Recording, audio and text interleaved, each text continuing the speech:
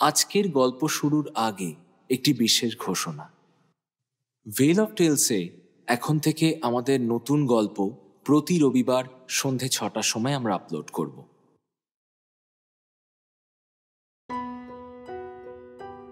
ভেল of টেলসে আজ আপনার জন্য এডগার অ্যালান পোর লেখা দ্য কাস্ক অফ অ্যামন্টেলাডো। বিশ্ব সাহিত্যে তথা আমেরিকান ইংরেজি সাহিত্যে ছোট গল্প এবং গোয়েন্দা গল্পের স্রষ্টা হিসেবে যে মানুষটিকে গণ্য করা হয় তিনি এডগার অ্যালান পো। 1809 সালে বস্টন, ম্যাসাচুসেটসে তিনি জন্মগ্রহণ করেন এবং তার মৃত্যু হয় 1849 সালে মাত্র 40 বছর বয়সে। এই স্বল্প সময়ের জীবনে যে জীবনযুদ্ধকে তিনি প্রত্যক্ষ করেছেন তা আমাদের পক্ষে আজ হয়তো কল্পনা করাও কঠিন। সারা জীবন যেই দুই বিমূর্ত দানবীয় সত্তার সঙ্গে তিনি লড়াই করেছেন তা হলো দারিদ্র্য এবং মৃত্যু। যে ভয় তার গল্প থেকে পাঠকদের মনে সঞ্চারিত হয় তার থেকেও হয়তো বহুগুণ ভয়ের মধ্যে তার নিজের জীবন অতিবাহিত হয়েছে। আজ সেই এডগার অ্যালান পোর একটি বিখ্যাত ছোট গল্প দ্য কাস্ক অফ অ্যামন্টেলাডো শুধুমাত্র ভেল অফ টেলসে। শুনতে থাকুন দ্য কাস্ক অফ অ্যামন্টেলাডো।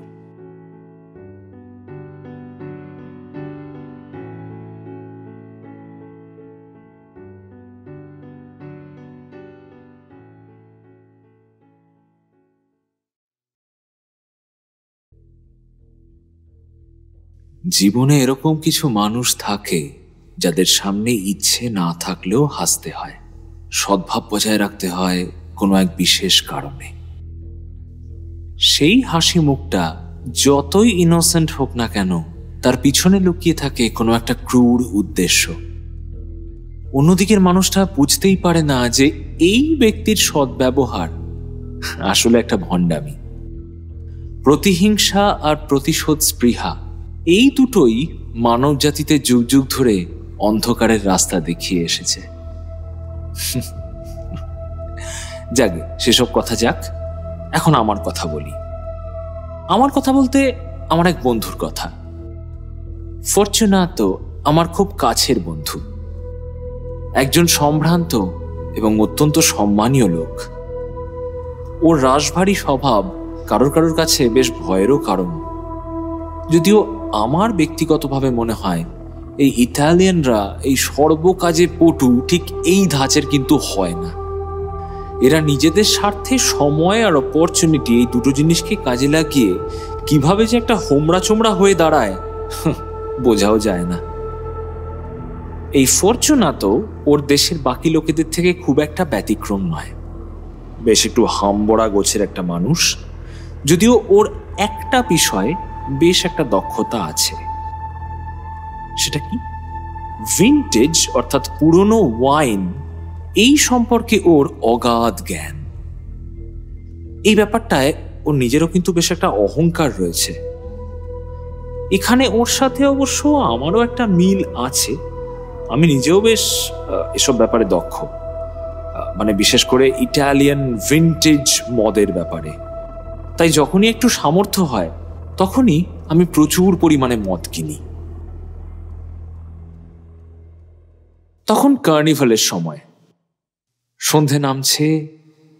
এই গোধূলি ঝাপসা বিকেল, চতুর্দিকে কার্নিভালের মাদকতায় কেমন যেন একটা পাগলের মতো হয়ে রয়েছে। আসলে কার্নিভাল ব্যাপারটাই এরকম। মানুষজন তার পরিবার, পরিজন, কাজ, কর্ম, দায়িত্ব, সম্মান সমস্ত কিছু জলাঞ্জলি দিয়ে রাস্তায় নেমে পড়ে। নিছকই আনন্দ। খুব আকস্মিকভাবেই এই কার্নিভালের সময় আমার অন্তরঙ্গ বন্ধু ফরচুনাটোর সঙ্গে দেখা হয়ে গেল। ওকে দেখে আমি কিন্তু বেশ খুশিই হলাম। একটা বিষয়ে ওর একটু সাহায্য পেলে আমার বেশ একটু উপকারী হতো। তাই এই কার্নিভালের মন মাতানো দিনে আমার মনটা আরো বেশি খুশি হয়ে উঠল। ফরচুনাতো আমাকে দেখেই সে কি আপ্লুত, আমাকে দু হাতে এসে জড়িয়ে ধরলো। আর জড়িয়ে ধরতেই বুঝলাম ব্যাটা গলা অবধি ঢেলেছে একেবারে, কোনো হুঁশ নেই। না হলে ও মানুষ ভালো হলেও হঠাৎ করে আমার মতো একজন সাধারণ মানুষকে আলিঙ্গন করা লোক নয়। Montresor, mio caro amico, mio caro amico.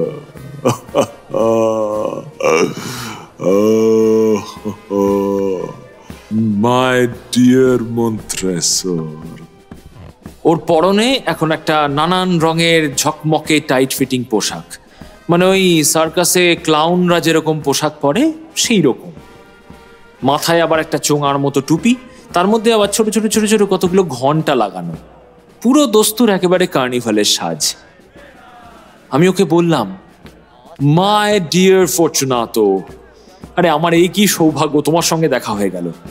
আর খাসা দেখাচ্ছে কিন্তু তোমায় ভাই, খাসা দেখাচ্ছে। আসলে তোমার সঙ্গে না একটা দরকারও ছিল, মানে যেটা বলছিলাম আর কি। ব্যাপারটা হলো আমি একটা অ্যামন্টিলাডোর পিপে পেয়েছি, যদিও এ ব্যাপারে মানে সত্যি বলছি আমার একটু সন্দেহ আছে। কি? অ্যামন্টিলাডোর পিপে? এই না, অসম্ভব। এই কার্নিভালের মাঝখানে তুমি ওরকম দুষ্প্রাপ্য ওয়াইন কোত্থেকে পাবে ভাই? হয় না। হ্যাঁ বললাম তো, মানে আমারও যথেষ্ট ডাউট আছে ব্যাপারটায়, তাই মানে তোমার সাথে পরামর্শ না করে ভাই মানে ঠিক নিশ্চিত হতে পারছি না। এরকম দামি একটা মদ, বুঝতেই তো পারছো, তো সেই জন্যই আর কি। মানে অ্যামন্টিলাডো? আরে হ্যাঁ, মানে আমার সন্দেহ আছে। অ্যামন্টিলাডো, অ্যামন্টিলাডো, অ্যামন্টিলাডো। আচ্ছা ভাই, আমি তাহলে আজকে আসি, বুঝতেই তো পারছো একটু তাড়ায় আছি, আর তুমিও তাছাড়া কার্নিভালে খুব ব্যস্ত। আমাকে একবার এই আমাদের ওই যে পুরনো বন্ধু লুচেসি, ওর কাছে একবার যেতে হবে। ও হয়তো ব্যাপারটায় আমাকে হেল্প করতে পারবে, ওই হয়তো আমাকে বলে দেবে যে ওটা অ্যামন্টিলাডো কিনা। কে? লুচেসি? ও বলবে তোমাকে ওটা অ্যামন্টিলাডো কিনা? ও তো সারা শেরি আর জিন আর হুইস্কির পার্থক্য বুঝতে পারে না, আলাদা করে কিছুই বোঝে না। তোমায় কি বলবে ও? হ্যাঁ সে তো নিশ্চয়ই ভাই, কিন্তু তাও তো কিছু মানে লোকজন তোমাকে আর ওকে সমকক্ষ ভাবে। তো চলো আমার সাথে চলো। কোথায় যাব? কেন, তোমার বাড়ির ভল্টে, ওই যেখানে তুমি অ্যামন্টিলাডো রেখেছো বললে না, অ্যামন্টিলাডো বাড়ির ভল্ট, ওই চলো।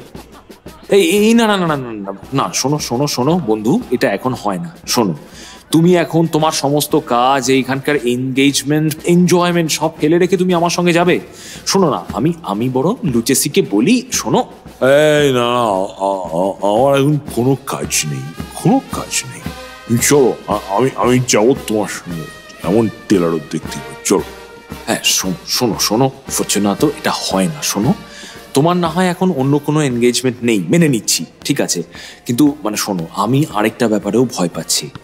এটা রয়েছে আমার বাড়ির ভল্টে, আর ভল্টটা অসম্ভব রকমের ড্যাম্প, ভীষণ স্যাঁতস্যাঁতে, পুরো নাইট্রেটে ভর্তি। আর তুমি তো জানো যে এই পটাশিয়াম নাইট্রেট যাদের ঠান্ডা লাগার ধাঁচ আছে তাদের পক্ষে কতখানি মারাত্মক। একবার গন্ধ নাকে গেলেই কিন্তু শ্বাসকষ্ট শুরু হবে। আর ভাই আমি জানি, তোমাকে আমি অনেক দিন ধরে চিনি, তোমার ভীষণ সর্দি কাশির ধাঁচ, সেই জন্য শোনো, তোমার ওখানে যাওয়াটা ঠিক। তুমি চলো, এই ঠান্ডা, ঠান্ডা কোনো ব্যাপারই না। তুমি যেটা বলছিলে সেটা বলো, কি অ্যামন্টিলাডো? লুচেসিয়া ছাও পাঠা। কথাটা শেষ করেই ও আমার হাতটা চেপে ধরল, তারপর বলল, চলো।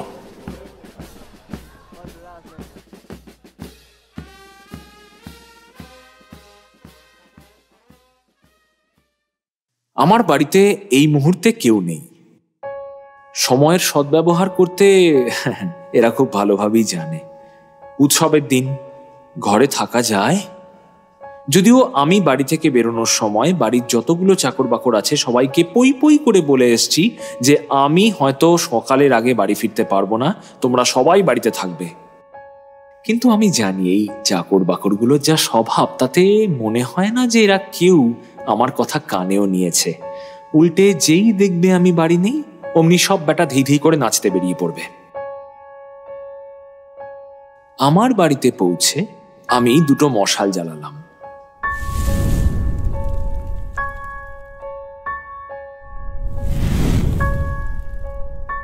একটা নিজে নিলাম, আরেকটা আমার বন্ধু ফরচুনাতোর হাতে দিলাম। অনেকগুলো ঘর পেরিয়ে আমরা ভল্টে যাওয়ার আর্চওয়েটার সামনে এসে দাঁড়ালাম। এখানে একটা প্যাঁচানো সিঁড়ি বেয়ে আমাদের বেশ অনেকখানি নামতে হবে।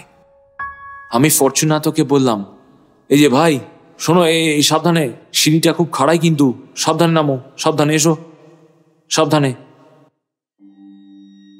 সিঁড়ি দিয়ে নিচে নামতেই ভল্টের ভেজা আর স্যাঁতস্যাঁতে মাটি পায়ের তলায় অনুভব করলাম। বহু বহু যুগ ধরে এটা আমাদের অর্থাৎ মন্ট্রেসার ফ্যামিলির পারিবারিক ক্যাটাকম্ব, মানে কবরখানাই বলা যায়। বাড়ির নিচে সব দেহ কবর দেওয়ার জায়গা, আদিম আন্ডারগ্রাউন্ড সমাধিস্থল। রোমানদের আমল থেকে সমস্ত প্রাচীনত্ব বহন করে নিয়ে আসছে আমাদের এই ভল্ট। সুড়ঙ্গের পর সুড়ঙ্গ, যা অন্ধকার আর নিকষ কালো।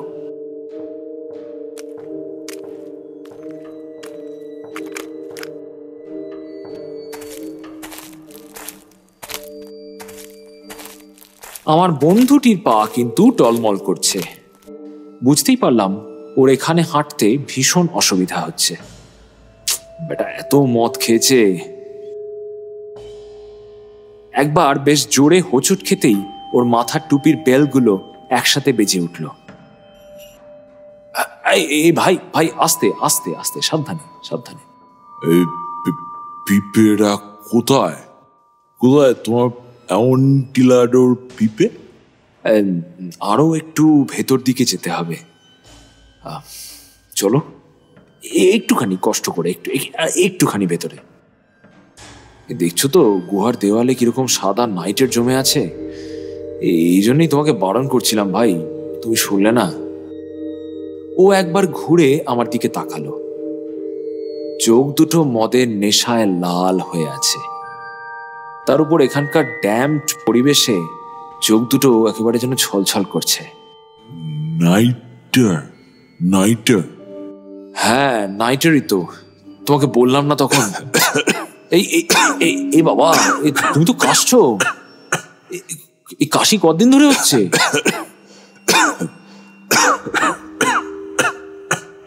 আমার বেচারা বন্ধু প্রায় মিনিট খানেক ধরে ক্রমাগত কাশার পর কোনো রকমে উত্তর করলো, ও কিছু না, কিচ্ছু না, ও কিচ্ছু না, চ চ।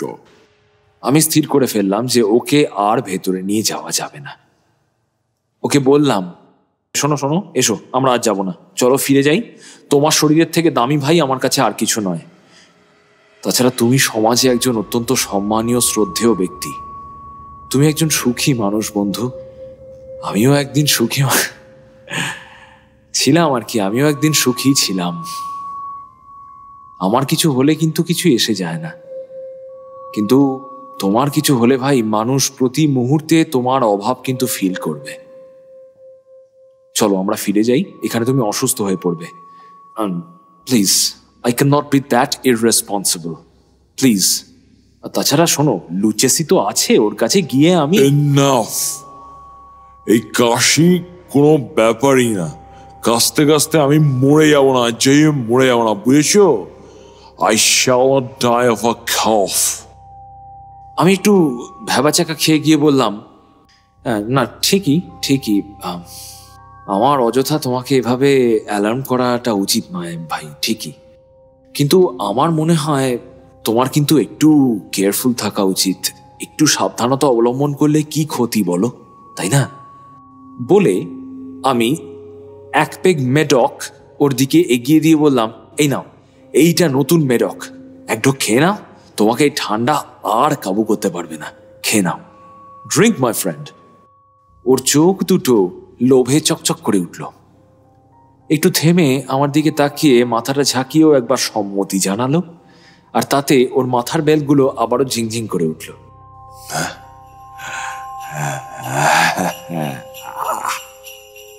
আমরা এই চারপাশের মরা আছে, সব মরাদের উদ্দেশ্যে মদ খাই। চলো, চিয়ার্স সব মরাদের উদ্দেশ্যে। Cheers, cheers. নিশ্চয়ই, আর তোমার দীর্ঘ জীবনের উদ্দেশ্যে। চিয়ার্স।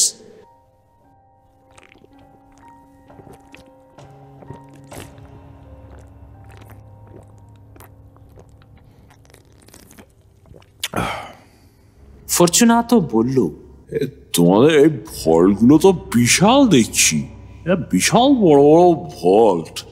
আমি বললাম, হ্যাঁ, দ্য মন্ট্রেসেস, মানে আমাদের পূর্বপুরুষদের সংখ্যা তো অগুন্তি, যাকে বলে a great and numerous family. মদের নেশায় ওর চোখ জলজল করছে, চারদিকে দম বন্ধ করা নিস্তব্ধতা, আর এই প্রাচীন সমাধির মৃতদেহগুলোর হাড় আর খুলিতে সমস্ত ভল্টটা কেমন যেন অলৌকিক ছায়ায় ঢাকা। তারই মধ্যে ক্রমাগত ফরচুনেটোর টুপির বেলগুলো ঝিংঝিং করে বেজেই চলেছে।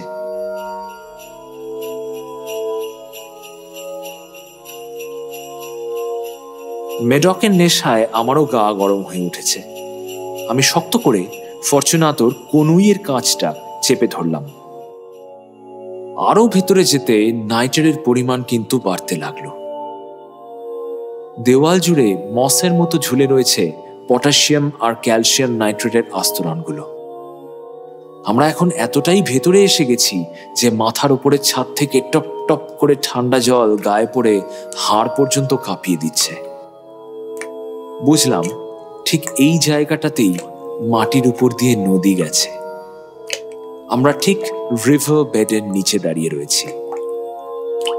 ফরচুনাতো, শোনো ভাই, নাইট্রেটের পরিমাণ কিন্তু ক্রমাগত বাড়ছে, তোমার কাশিও বাড়ছে। চলো, আমি এখনো বলছি, ইটস নট টু লেট, চলো প্লিজ।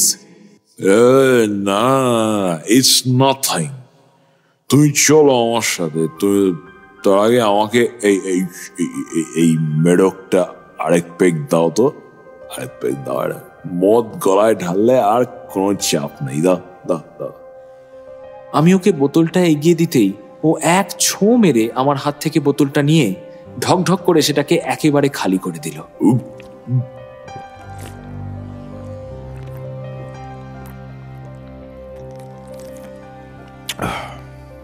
চোখ দুটো যেন আগুনের মতো জ্বলে উঠল ফরচুনাতোর। তারপরই কেমন একটা অট্ট হাসিতে ফেটে পড়ে ও বোতলটাকে উপর দিকে ছুড়ে দিল।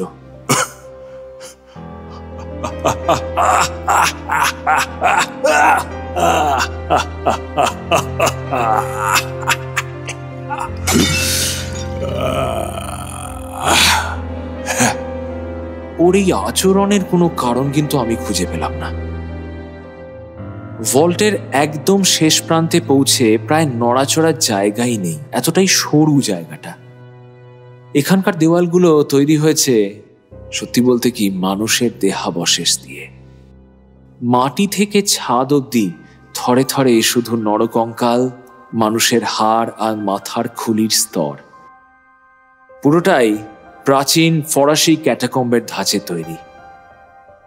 ভিতরের দিকে 3টে দেওয়ালই এইরকম। 4 নম্বর দেওয়াল থেকে মানুষের হাড়গুলো টেনে মাটিতে নামানো হয়েছে। সেই দেওয়ালে তখন দেখা যাচ্ছে একটা বেশ বড়সড় ফোকর। সেটা লম্বা চওড়ায় প্রায় 7 ফুট বাই 3 ফুট তো হবেই, গভীরতাও প্রায় 4 ফুট মতন। এটা এমনি কোনো কাজের জন্য কিন্তু বানানো হয়নি। সম্ভবত ছাদের 2টো মোটা পিলারের মধ্যে একটু ফাঁক রাখার জন্যই তৈরি হয়েছে এটা। আমি জানি ওর ভেতরে সলিড গ্রানাইটের দেওয়াল। ফরচুনাতো ওর হাতের মশালটা তুলে একবার ভেতরটা দেখার চেষ্টা করল, কিন্তু মশালের ওই নিভু নিভু আলোতে ভেতরের কিছুই প্রায় দেখা গেল না। আমি বললাম, হ্যাঁ চলো, এই তো এইখানেই তো রয়েছে অ্যামন্টিলাডো। লুচেসি বলছিল, আমাকে আমার কথা শেষ না করতে দিয়েই আমার বন্ধু ফরচুনাতো চিৎকার করে উঠল, এই তোমায় বলেছি না বারবার লুচিসি করবে না, ওরা পাঠা, ওরা ছাগল, ওরা নির্বোধ। তারপর টলতে টলতে সামনের দিকে এগিয়ে গেল। আমিও সঙ্গে সঙ্গে ওর পিছু নিলাম। ভিতরে পা বাড়িয়ে ঢুকে এগোতেই যথারীতি ফরচুনাতো পাথরের দেওয়ালে বাধা পেল। বেচারা মদের ঘোরে ঠাহরই করতে পারছে না যে কি হয়েছে। ও হকচকিয়ে কিরকম একটা বোকার মতো দাঁড়িয়ে গেল। আর এই মুহূর্তটার অপেক্ষাতেই তো ছিলাম আমি।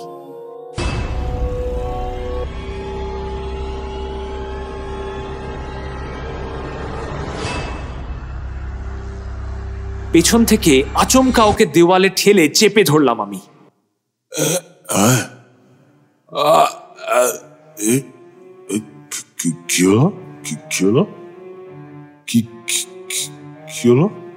ও আগে দেখতে পায়নি ওই দেওয়ালটায় দুটো বড় বড় লোহার শিকল সহ আংটা লাগানো আছে পাশাপাশি। দুটোর মধ্যে দূরত্ব ফুট 2 হবে। ফরচুনাতোকে দেওয়ালে চেপে ধরেই আমি ওর কোমর বরাবর শিকলটা জড়িয়ে ফেললাম।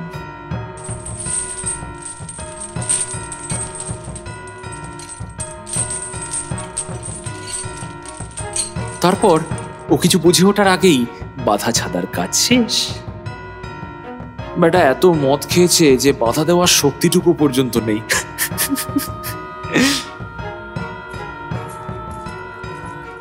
শিকলে তালাটা দিয়ে চাবিটা বার করে আমি ফোকরটা থেকে বেরিয়ে আসতে আসতে বললাম, দেওয়ালে হাত দিয়ে দেখো ফরচুনাতো, দেওয়ালে হাত দিয়ে দেখো, চারিদিকে শুধুই নাইটার। আরেকবার তোমাকে রিকোয়েস্ট করব ফিরে চলার জন্য।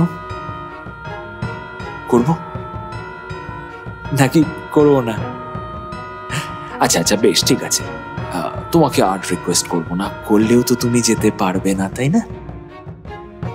তবে তোমাকে আমি এখানেই রেখে যাই। তার আগে আমি কি করতে পারি তোমাকে সেটাও একটু দেখিয়ে যাই। অস্ফুটে ফরচুনাতো বলে উঠল, অ্যামন্টিলাডো। আমি বললাম, ঠিক রাইট, অ্যামন্টিলাডো। কথা শেষ করেই আমি হাড়ের গাদার থেকে উপরের হাড়গুলো সরাতে শুরু করলাম। সরাতে তো হবেই, কারণ ওর তলায় আমি ভালো পরিমাণ ইট এনে আগের থেকেই তো জড়ো করে রেখেছি। তারপর আমার কোটের পকেটে রাখা একটা ছোট্ট খন্তা বার করলাম। তারপরে আরো সব দরকারি সরঞ্জাম হাতে নিয়ে আমি ফোকরটার সামনে এসে দাঁড়ালাম। কিছু না, ওই ইট দিয়ে ফোকরের সামনেটা পুরো একটা গাঁথনি তুলে দেব। ভিতরে থাকবে ফরচুনাতো, দ্য গ্রেট ফরচুনাতো। এই ফরচুনাতোর অনেক লাঞ্ছনা, অনেক অপমান আমি অনেক দিন ধরে সহ্য করেছি। ও আমাকে কোনোদিন মানুষ বলেই মনে করেনি, কিন্তু ও যখন আমাকে মানে আমার মন্ত্রেসার ফ্যামিলিকে আমার বাপ মা তুলে অপমান করতে শুরু করলো, ও জানে না ও তখনই চরম ভুলটা করেছিল। আমাকে একা ও যা খুশি বলুক, আমি কিছু মনে করব না, কিন্তু আমার পরিবার নিয়ে কথা, এত বড় সাহস, এত বড়। তখনই আমি মনস্থির করে ফেলেছিলাম যে এই শয়তানের উপর প্রতিশোধ না নিয়ে আমি কিছুতেই ছাড়ব না। কিন্তু এতদিন ধরে আমি একবারের জন্য ওকে টের পেতে দিইনি যে আমার মনের মধ্যে কি আছে। ওর সঙ্গে মধুর মতো ব্যবহার করেছি, ওকে বিহ্বল করে রেখেছি, কিন্তু ও ভুলে গিয়েছিল যে আমার বংশের একটা কোট অফ আর্মস আছে। সেটা কিছু না, একটা মানুষের পা, সেটাকে জড়িয়ে একটা বিষধর সাপ সেখানে দাঁত বসাচ্ছে। সেই কোট অফ আর্মসের ছবিটার চারপাশে গোল করে লেখা আছে, নেমো মে ইম্পুনে লাসেসিত, মানে হচ্ছে আমাকে যে অপমান করেছ সে সাবধান। ও বুঝতে পারেনি আমাকে ওইভাবে অপমান করার ফল ওকে এইভাবে ভুগতে হবে। ও ভুল করে সাপের লেজে পা দিয়ে ফেলেছে, যে শাস্তি তো ওকে পেতেই হবে, এটাই ওর প্রাপ্য। আমি জেনে শুনে আমার বাড়ির কাজের লোকদের ওরকম একটা অর্ডার দিয়ে এসেছিলাম যে আমি বাড়ি ফিরবো না সকালের আগে, তোমরা কিন্তু বাড়িতেই থাকবে। আমি তো জানি এদের এই কথা বললে এরা ঠিক উল্টো কাজটাই করবে, কেউ বাড়িতে থাকবে না, বাড়ি পুরো খালি হয়ে যাবে। ফরচুনাতোর সঙ্গে দেখা হওয়া মাত্রই ওই যে মিষ্টি নরম হাসিটা আমি হেসেছিলাম না, বেটা বুঝতেই পারেনি যে সেই হাসির আড়ালে আমার আসল অভিসন্ধিটা কি। খুন! ওকে খুন করব আমি, খুন। গাঁথনির প্রথম ধাপটা আমি যখন সবেই গাঁথা শেষ করেছি তখন শুনলাম ভেতর থেকে একটা গোঙানির শব্দ আসছে। বুঝতে বাকি রইল না ফরচুনাটোর নেশা কাটতে আরম্ভ করেছে। না, শুধু গোঙানি নয়, কিন্তু আমি ওর কান্নার শব্দ পাচ্ছি।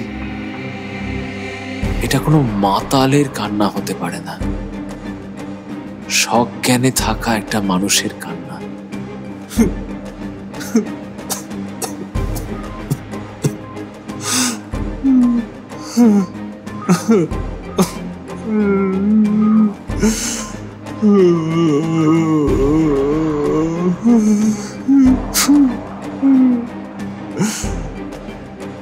তারপর কিছুক্ষণ পর সব চুপচাপ।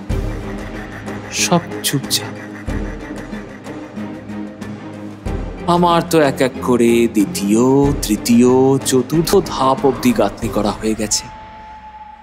এমন সময় ভেতর থেকে বেশ জোরে জোরে শিকল ঝাঁকানোর শব্দ পেলাম।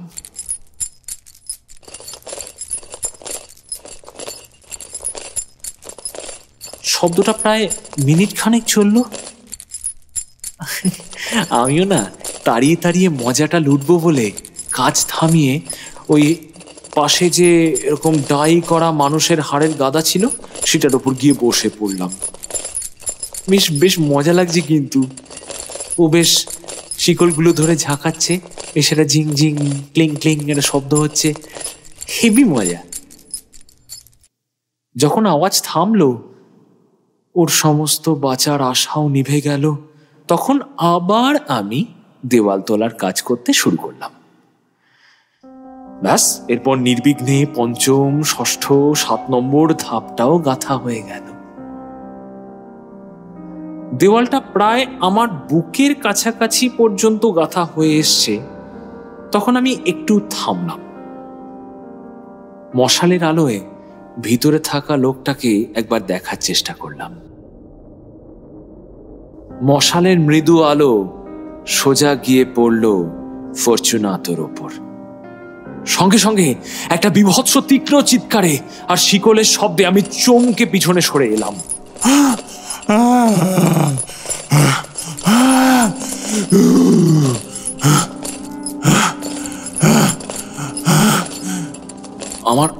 আমার বুকের ভিতরটা ধুকপুক করছে।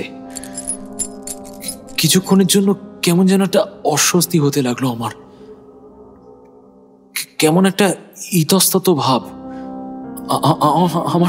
আমার সারা শরীরটা কাঁপছে।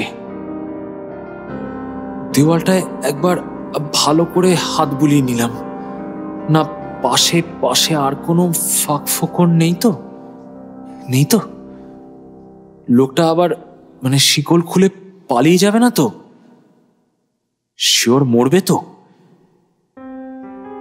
না, আমার দেওয়াল গাঁথার নৈপুণ্য হাত দিয়ে অনুভব করে মনে মনে কিন্তু বেশ একটা শান্তি পেলাম। ফরচুনাতো আবার চিৎকার করে উঠল। আমি ওর চিৎকারটা নকল করে একই রকম ভাবে জোরে জোরে চিৎকার করতে লাগলাম।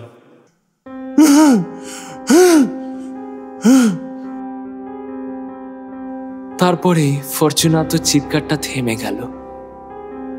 শুধু আমার গলারই কিছু প্রতিধ্বনি আমার কাছে ফিরে এলো।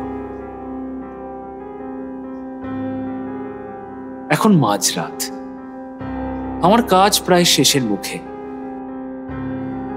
8, 9, 10 এই 3টে লেয়ারই আমার গাঁথনি করা হয়ে গেছে। 11 নম্বর ধাপটা হচ্ছে শেষ ধাপ। সেটাতে একটা মাত্র ইট দিয়ে প্লাস্টার করাটা বাকি।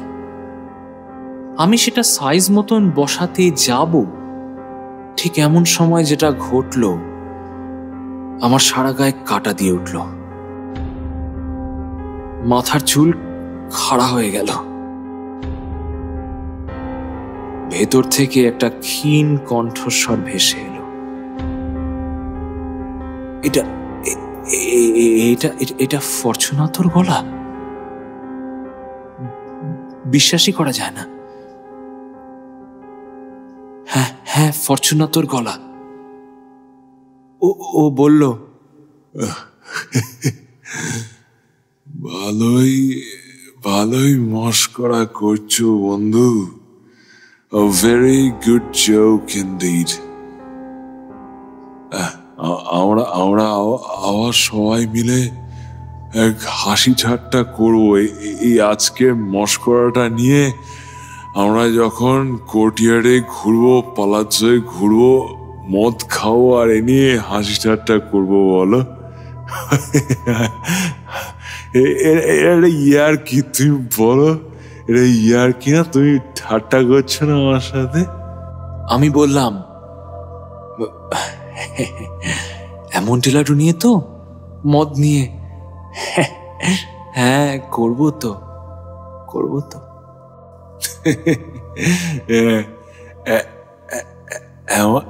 এমন টিলাটু। আচ্ছা, আমাদের দেরি হয়ে যাচ্ছে, তাই না? দেরি হয়ে যাচ্ছে। ওরা তো আমার জন্য অপেক্ষা করবে। আমার স্ত্রী, বাড়ির লোক, বাকি সবাই, তাই না? বলো, চলো না আমরা এবার যাই। চলো আমরা এবার যাই। চলো।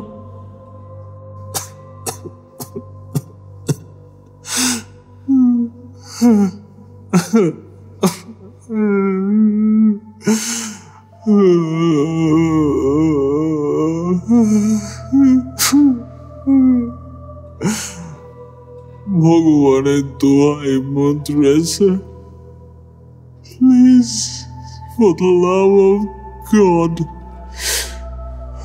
চলো। ভগবানের দোহাই মন্ত্রেসা,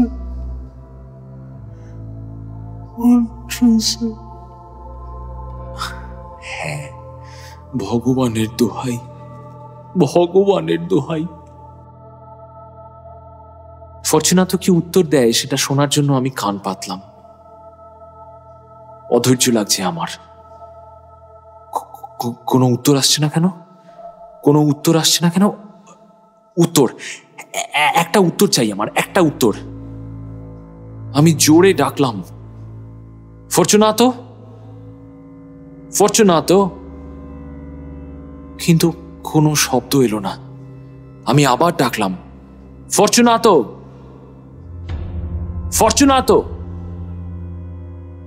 কোনো উত্তর নেই। যতটুকু গর্ত আছে তাই দিয়ে আমি একবার ভেতরটা দেখার চেষ্টা করলাম।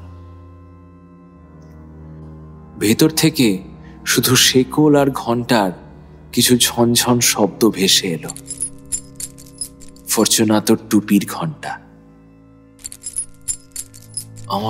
আমার শরীরটা না খারাপ লাগছে। বুকের ভেতর কেমন যেন করছে। বুকের মধ্যে একটা অস্বাভাবিক চাপ। এই স্যাঁতস্যাঁতে ক্যাটাকম্ব আর ওই পটাশিয়াম নাইট্রেটের গন্ধ আমি আর সহ্য করতে পারছি না। আমি তাড়াতাড়ি ইটটাকে নিয়ে ওই ফোকরটার মধ্যে বসিয়ে প্লাস্টার করতে শুরু করে দিলাম। আমার নতুন তৈরি করা দেওয়ালের সামনে আমি ওই মানুষের হাড়গোড়গুলো এনে বেশি বেশি করে জড়ো করতে লাগলাম। গত অর্ধ শতাব্দী ধরে কেউ ওদের ঘুম ভাঙায়নি। Let them rest in peace. Let Fortunato rest in peace. In pace requiescat. যাই, এবার যাই, ঘরে যাই। মন্ট্রেসে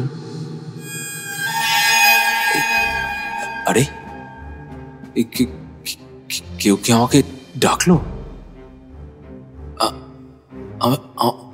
আমায় কেউ ডাকলো? মন্ট্রেসে আমাকে ফিরতে হবে, আমায় ফিরতে হবে। আমাকে এখন অনেকটা রাস্তা উপরে উঠতে হবে। আমাকে ঘরে ফিরতে হবে। আমার মশালের আলো ফুরিয়ে যাচ্ছে। আমার মশালের আলো ফুরিয়ে যাচ্ছে। আবার কেউ ডাকলো। কার গলা? কেউ ডাকছে? না না না না না, আমার মনের ভুল।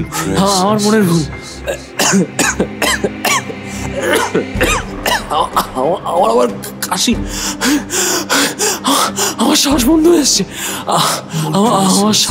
হয়ে আসছে। আমি একটু বসে যাই।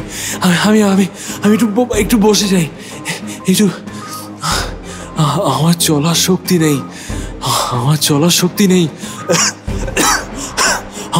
শক্তি নেই।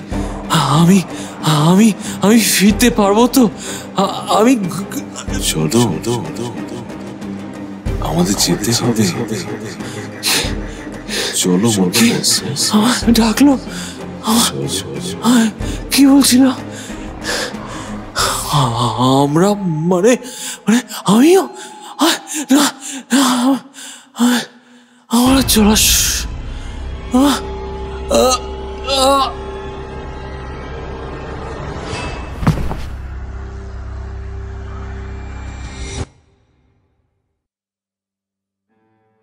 শেষ হলো আমাদের আজকের গল্প দ্য কাস্ক অফ অ্যামন্টেলাডো। সমস্ত চরিত্র রূপায়ণে শীর্ষেন্দু ভৌমিক, গল্পের অনুবাদ, অডিও রূপ এবং পোস্টার ডিজাইন স্বাগতা সাহা, গল্পের পাঠ, প্রোডাকশন এবং সাউন্ড ডিজাইন শীর্ষেন্দু ভৌমিক। গল্পটা আপনাদের কেমন লাগলো তা অবশ্যই আমাদের জানাতে ভুলবেন না। আমাদের চ্যানেলে যারা নতুন শ্রোতা তারা প্লিজ আমাদের চ্যানেল সাবস্ক্রাইব করবেন এবং আমাদের ভিডিও শেয়ার করে আমাদের আরও বেশি শ্রোতাদের কাছে পৌঁছতে সাহায্য করুন। আগামী সপ্তাহে রবিবার সন্ধ্যায় আমরা আবার ফিরে আসব আমাদের পরবর্তী গল্প নিয়ে। ভালো থাকবেন, ধন্যবাদ।